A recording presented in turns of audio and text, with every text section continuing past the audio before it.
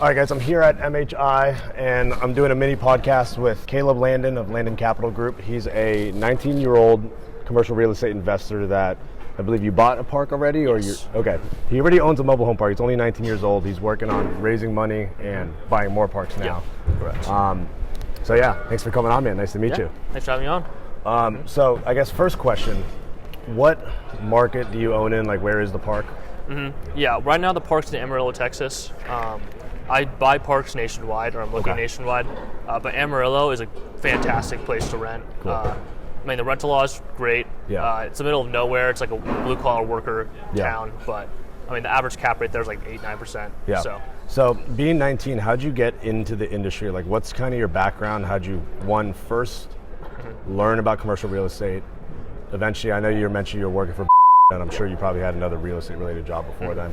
And then how'd you eventually like fully get into the industry and then take the leap to buying your first park? Because I know like being 19, like that's especially young compared to, I mean, because I'm 26 now and I'm just now starting That's to still look very young, yeah. Yeah, so everyone thinks I'm young, so I'm like, man, 19, you're like way ahead of the curve. I know, yeah. So yeah, what's the whole background? Yeah, basically, my grandpa was in one of his like partners' Bible study. Yeah. So he introduced me to the partner. This was pre-COVID. Okay. He said he would basically interview me, see if I want to get a job there, just to kind of like do basic intern stuff. Yeah. So I applied, and then he accepted me. But like when he accepted me, COVID hit, so they couldn't accept me anymore. Okay. So I decided to go to a property management company. So I worked there for about a year. Yeah. Until COVID kind of blew over. Okay. And then I went back to and they said you could basically, we'll hire you now. So yeah. The property management company, was that like a mobile home park related property management? No, or it was just overall property management. Okay. I wanted to get into real estate, so I'm like, this is the easiest intro job you can get is property management, like an intern. So I did that. I hated it. I mean, but I had to do it to get my resume. So I did it, went to and then they took me on, and it was kind of a weird situation. I was hired first as the kind of stock market guy because the owner wanted to do a new like stock section of the investments. Yeah. So I was basically managing like $10 million for that company. Yeah. And then eventually phased out of that into mobile homes. Okay. And then for the last few months, probably a year now, I've been doing mobile homes. And I just learned the insides and out. I basically just shadowed the owner. Okay. So cool. I basically shadowed him for like a year, learned inside and out, and I'm like, that was so. Is one of the acquisitions guy who I was on the acquisitions team also. So it was like me, a couple other guys who were on there. Okay.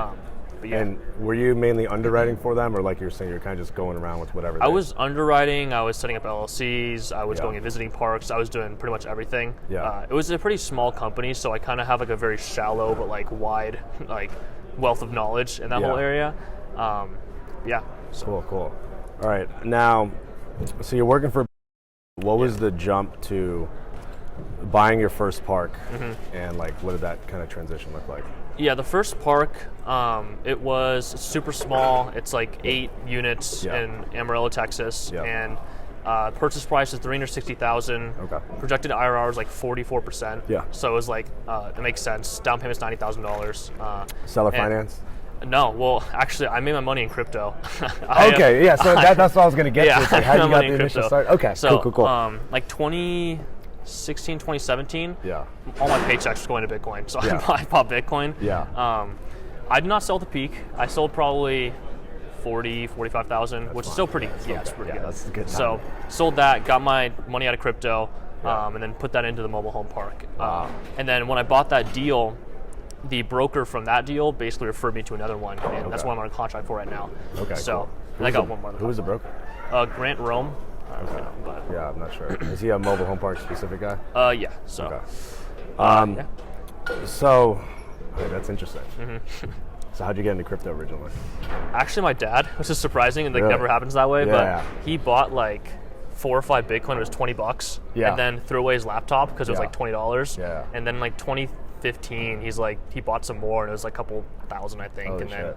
Then, eventually, I'm just like, I want to put my money in something, so I bought Bitcoin as a kid. So, yeah. Dude, that's funny. So I have a funny story when I first got into crypto or like touched crypto. Yeah. Was so when I was in high school, probably shouldn't put this on the pod, but whatever. I used to be a guy that would like get everyone together and like sell fake IDs and stuff. Uh-huh. It's just like a stupid little side hustle in high school. And at like one point, I remember I sent like at the time Bitcoin was I think $60 or $70, something like that. Yeah. And I sent like 11 Bitcoin for an order of IDs. Yeah. And like looking back, it's like, wow. Yeah. That's like 100+K just, which is cool. But, so, all right, you're in Bitcoin, you get the money out. Yeah. I lost a ton in crypto. Yeah. I got into the whole NFT thing. Oh yeah, I tried that. I like broke even. Okay, I'm out. But yeah, that's good. Yeah, I'm like 25 down. Yeah, when I was on my peak, I like lost like 40% before I sold, but it was still enough to buy the park. And I was just like, yeah. So I'm trying to think of like specific questions with that, or what like someone young who wanted to do the same thing, including myself. Like, what I'm curious, where did you get kind of like the confidence to be like, hey, let me write up an LOI and really take a stab at trying to buy this park? Yeah, I think honestly, I mean, I've probably been through 80 to 100 deals with. So I'm like from start to finish. Okay, so you're used to the whole process. I've seen the whole process. I know what works and what doesn't work, and I know what like they pass on. So I basically, in my free time, I would do performas and like underwrite deals, and then it took me like I don't even know 3-4 months before I even wanted to buy that one because to find that price range that works is pretty rough. Because I was like between 300,000 and 500,000, so it was like a very weird price range.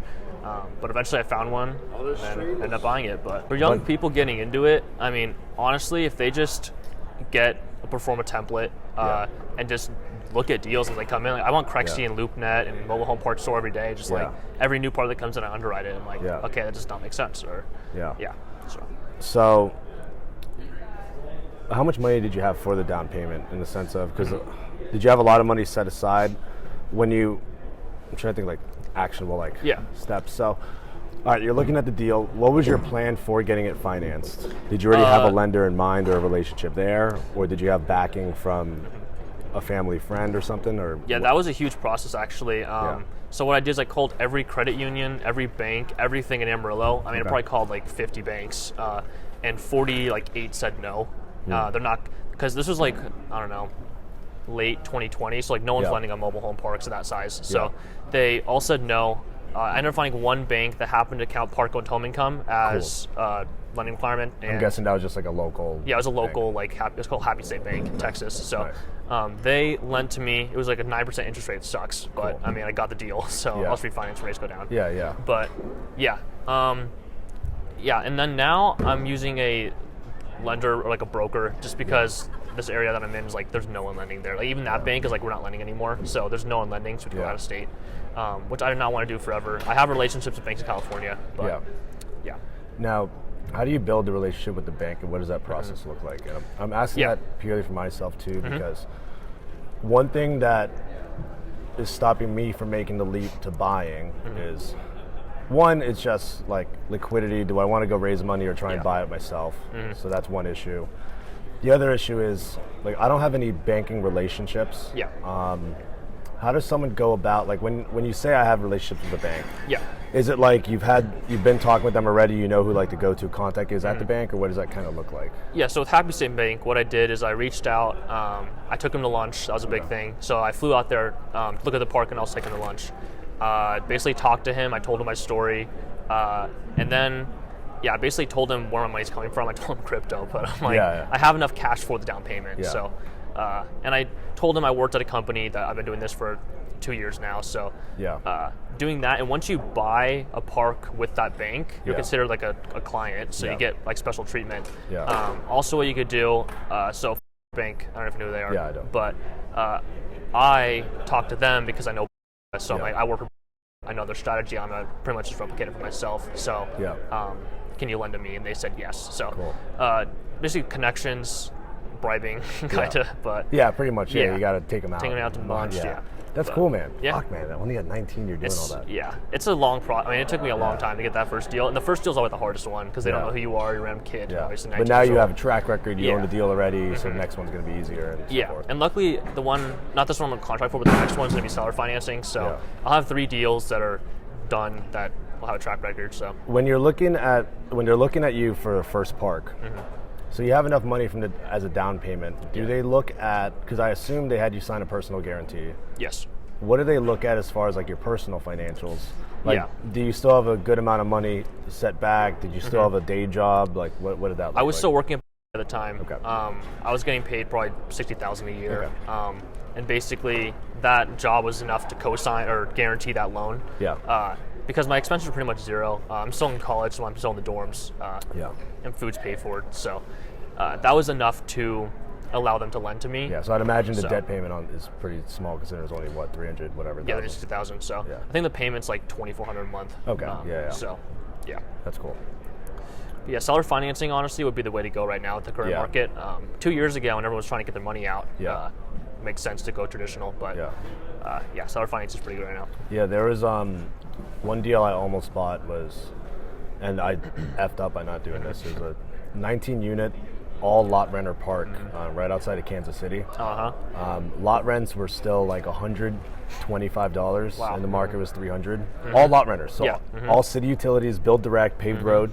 The guy was gonna seller finance it to me for $235K. He only wanted 20% down, so basically like Wow, that's crazy. 40K Yeah.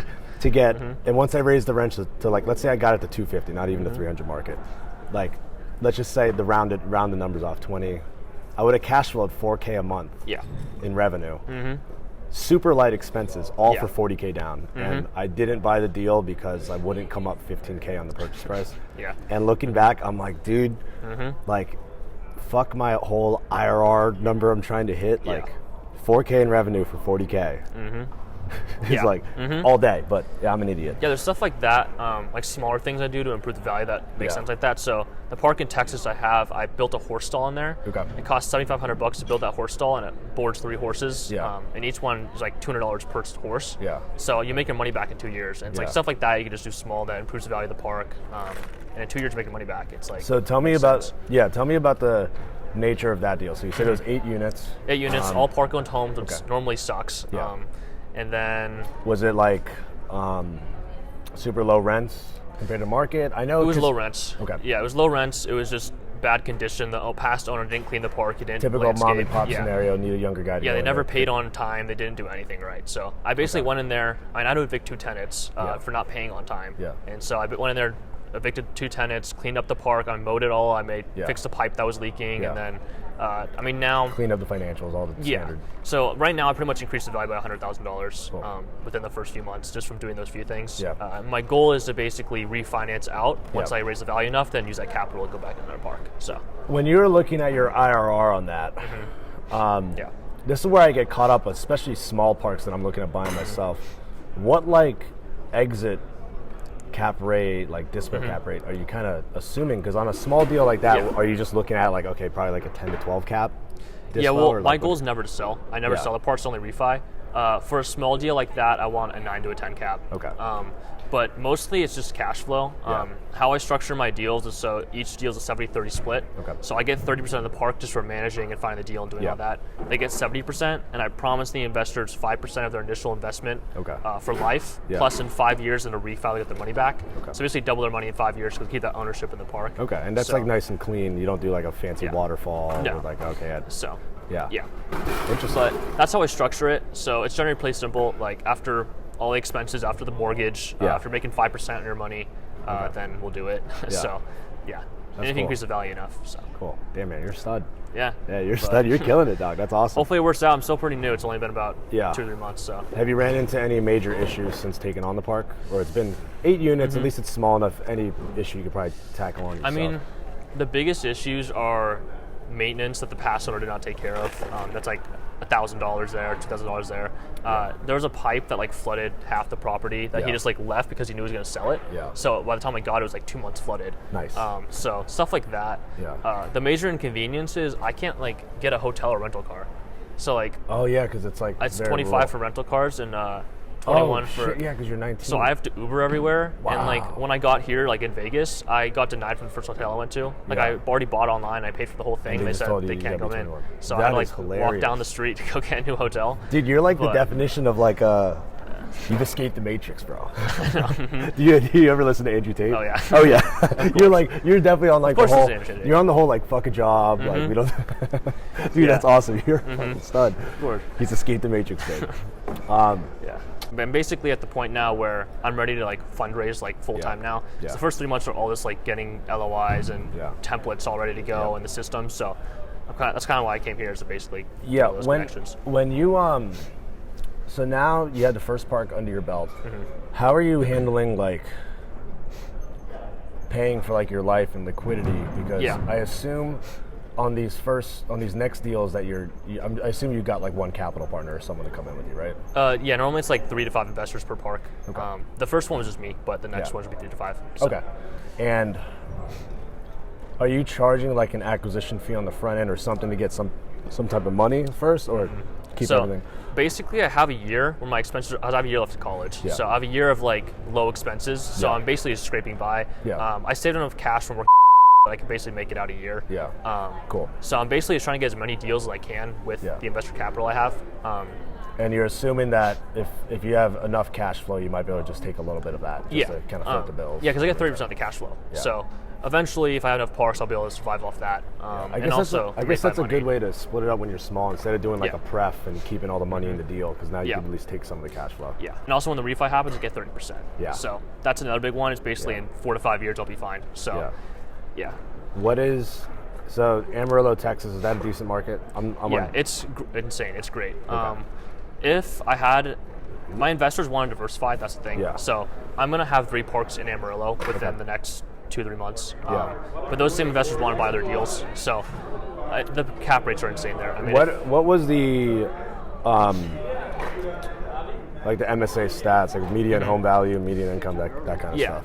So basically there's Amarillo, and then there's Canyon, which is like the college town. So home values in Canyon are about $100,000 and $125,000 more than Amarillo, and that's actually where the parks are, in Canyon.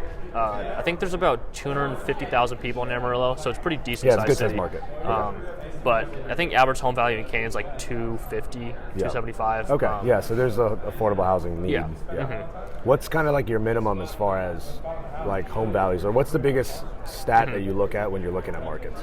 Yeah, so biggest one is to take a 2-bedroom apartment, and about half the 2-bedroom apartment is how much to charge for lot rent. Home value is over 100,000. I like to see job growth, population growth, low unemployment, stuff like that. Also, I call up other parks around the area. I say, what's your lot rent? If it's ours is below, then I'll know it's a good sign. Stuff like that. Now, these next deals that you're buying, are they heavy value adds, or how are you kind of looking at them? One of them is basically it's 8 park-owned homes again. It's $425,000. But it's on 6 acres. And it's on city utilities, so I could basically just build out like 10, 20 more units. Cool. So that's when I'm gonna get the value for that one. And what's nice is that bank, their loan does not require me to have like the park-owned homes like as like a lien on them. So I could sell off the homes whenever I want. So what I'm gonna do is buy the property, sell off the park-owned homes to the tenants, use that cash to build more lots, and then refinance. Which that's what I mostly do. That's the deals I kind of look for. But those are very like, they take a lot of work to do those kind of deals. Now for investors, just because it's easier, I'm doing like $1 and $5 million deals. Ideally, lot rent only. How'd you go about finding investors for these next deals? Mostly networking. I mean, the biggest one, I went to my college. I went to all the business professors. I met with them. I talked to them. Met with the dean. Met with the president, and then they all like talk to their people, and then family, friends, stuff like this. That's an interesting thing. Going to the college and the business professors. Because they get it. Yeah, they get it, and they're very open to see like young people doing good things, and so you basically go to them like, I have an idea. Because they're college, so they're cool with young people trying to push it rather than. My issue with coming here to MHI, for example, if I was trying to like find a capital investor or someone to partner with me on deals, I feel like there's a huge split of people that are really well established and don't want to fuck around with like a young guy who's buying small deals, or it's another new guy who's trying to do the same thing. Exactly. So, this is more of a information thing for me, I guess, just to like know who else is in the community. Just because, I know like the one way that we did it. So no, there's definitely a lot of guys here I can introduce you to too that are like super large, fun guys and stuff. And people like, I don't know, that guy who talked to you, if he wants someone to manage it for him, that's what I do. So I would basically handle the whole thing. Is he just gives me the money, he gives me a check, and that's all he has to do. So what's your personal life like? Personal life? It must be hard to have friends because So I even with just brokering deals, right? It's hard to like explain to like all my friends that are my age, because while they're still worried about working like regular like salary jobs and stuff, like I'm kind of in this world of, man, I could rip like 3 deals and make 120K and now I don't have to work for 6 months, which is that's why I went stupid and moved to New York for 2 years. So like I'm like we're operating on different wavelengths than average people our age. Sure. So like what's that been like? Just I definitely relate to that. I mean, 100%. Once I started doing my own thing, like my circle probably shrunk like half. And your whole priority list is so different than anyone, especially your age, man. Because even at my age, the priority list of everyone in their mid-20s is like everyone's still going out in bars and shit. But dude, at 19, dude, everyone's like rushing to fraternity and other stupid shit. It's like, I don't know. I'm lucky. I have a girlfriend. I have my roommate who's like friends in high school. So I have those 2 like core people. I got like 2 more friends from high school that still live in the same area. That's like my core group. But I mean, I had way more friends than that. It's just like every night they're going out. They're doing stupid stuff. It's can't even like relate with them. And I'm already like, I don't know, I get probably 4 or 6 hours of sleep at night. So it's like I'm not gonna do dumb stuff because, like you said, like I can make way more money just doing a deal. So it's like I'm gonna do that instead. But Any hobbies? What's your personal life like? I mean, before the last few months have been like only grinding. But before that, I used to skate a lot. I used to skateboard, surf, go to the beach all the time. Stuff like that, just outdoor stuff. Cool. But you're like full on Cali kid. Yeah, I know. Oh yeah, man. Stereotypical, but that's cool. Yeah. Damn, man, you have an interesting story. Yeah, hopefully it works out. I mean, still very new. But, dude, you are by far the youngest guy that has bought a park.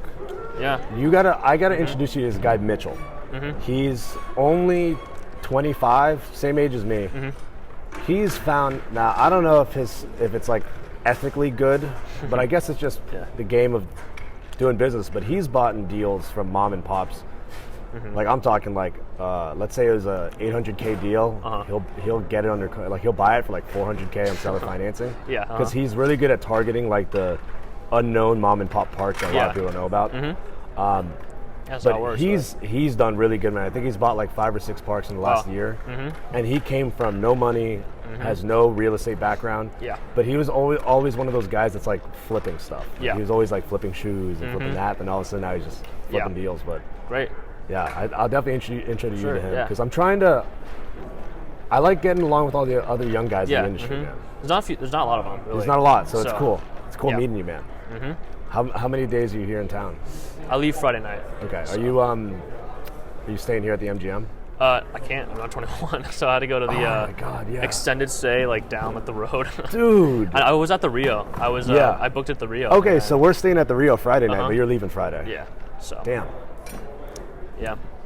That is hilarious, I know. bro. Dude, you're a stud. When I went to Amarillo, I had 4 different hotels. I walked down the freeway to like go to the next hotel because you're whoever could. Yeah, that's they crazy. Let me in, so. Insane. Do you still live at home? No, I live in the dorms. I used to live in my own place. I'm moving out to my own place though next year. So. Living in the dorms, buying neighborhoods. I know. Yeah, it's weird because like the president at my college invests with me, and like all of his like documents are in my dorms. Wow. Like, I don't even know where to put them. I have them like my file cabinet in my dorm. So. Yeah. Man, you're like really doing the thing. Shit. Yeah. Well, dude, I appreciate you coming on the podcast. Thanks for having me on. And everything, man. I got to, I'll get you on my radar. I don't do anything in Texas. We have a guy named Brett who does Texas deals, but he does like these really large well, now you're buying 1 to 5 mil. Yeah, I do anything nationwide 1 to 5 mil. Okay. So, yeah. Huh. What's the markers you're looking for as far as like, are you obviously you're more IRR driven? Yeah. And cash flow. Basically, it has to cash flow enough to go invest for 5%. Okay. Yeah, definitely. Awesome. Yeah. But I think for those types of deals, I'm looking between 18 and 20% IRR minimum. Yeah. But so, or leverage IRR. Yeah. Yeah. Ideally, cap rate like 8% above. But yeah, because you got to with the interest rates now. Yeah. And then I assume, what do you do as far as like utilities or old infrastructure? Like, will you touch lagoons, treatment plants, or you try and stay away from those because it could be a big capex that kind of kills? I will if it makes sense. Yeah. Ideally, city utilities. I do a lot of septic and well stuff, so I'm used to septic. Yeah, septic and well's no huge problem as long as it's not. Yeah, I'm really open to anything as long as the numbers work. So, anything between 1 to 5 mil. Okay. Any markets that you really want to hone in on that you like? I mean, Sacramento, obviously I live there. Yeah. Amarillo, anything Texas. I'm trying to get into Florida, which you probably Florida's tough. Florida, dude. It's really tight there. As far as cap rates, like here's the problem that's happening in Florida right now. and I'll actually use an example. So I have like a 9-unit park in Winter Haven, which is like right outside of, it's in the Orlando MSA, growing area, insane stats. Yeah. The problem is, like, you have a lot of large operators right now that regardless of the financials, if they can't get it financed, they'll just take it down all cash. Yeah. And it's just like a per pad basis. So this is a park where, like, he's charging like $700 all in for his Parkland homes, and it's like, dude, you can be getting like $1,200 plus. Like, anyways, so it doesn't cash flow. Yeah. Or I mean, it won't finance. Like, no shot in hell. And the two guys I have it in front of, they're just going to pay $60K a pad. Well, $40K a pad plus the value of the home around 20, 25, and they're just paying that cash just because they know like the market and everything. So I think like breaking into small parks in Florida, unless you were doing like one of those like rural kind of Florida markets, then there's like opportunity there, but it's hard to break in Florida. Texas too, though. You know how the Texas. Yeah, Texas is rough. But I mean, if you look at the best cities to invest in, I looked it up one time. Like Amarillo's in the top like 5, I think. So, but like no one knows about it, which is great for me. Yeah, so. Yeah. But. Are you looking at the Midwest at all? Yeah, I mean, it depends. Those like high vacancy ones in like rural areas are kind of rough. Yeah. But yeah, if there's population growth, there's all the things there. I mean, I've had success in at least not deals I'm buying, but ones that I'm brokering or attempting to broker, like ones I'm evaluating and stuff. I seem to be getting more realistic sellers in like the outskirts of like major MSAs of Ohio and Indiana. Those have been good. Kentucky and Tennessee are pretty much all bought out. There's not a lot of parks. North Carolina is ridiculous. It's just like Florida and Texas. South Carolina's okay, but there's like too many poor areas that are like dying. Georgia, similar to South Carolina. But yeah, interesting stuff. If I like me looking to buy, I like Missouri, Indiana, Ohio. Pennsylvania's cool, but they have like too many like anti-landlord laws, rent control and shit like that. But definitely open anywhere. I do a lot. I mean, also Nevada has a lot. So. Nevada's a cool market. Yeah, Reno especially. I like Reno. I'm trying to get this one under contract in Tahoe area. So that'd be nice. But anywhere that makes sense. So all right, very cool, man. Appreciate you coming on the pod and everything. Thank you very much. Thank you, man. All right, guys, Caleb Landon. Oh, anything else you want to drop? Website or how to get it? It's landoncapitalgroup.com. Also Caleb at landoncapitalgroup.com is my email. So awesome. Sure. All right, guys. Thank you for watching.